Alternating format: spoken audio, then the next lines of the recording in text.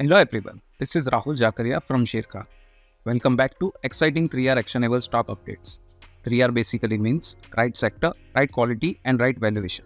These are our investment ideas. Today we have an update on Info Edge.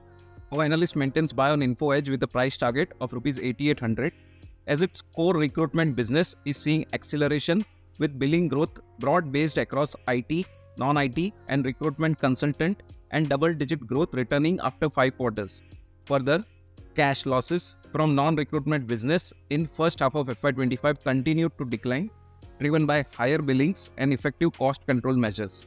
We expect sales to grow at 17.7% and PAT to grow at 18.9% CAGR over FY24 to 27.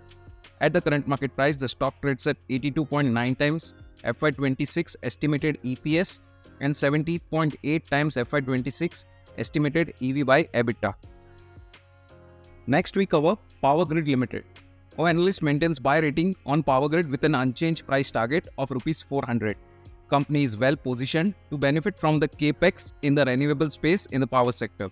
Order book is strong at Rs 1.4 lakh crore and it expected to get more order worth Rs 1.9 lakh crores till FY32. So there is a huge runway for growth.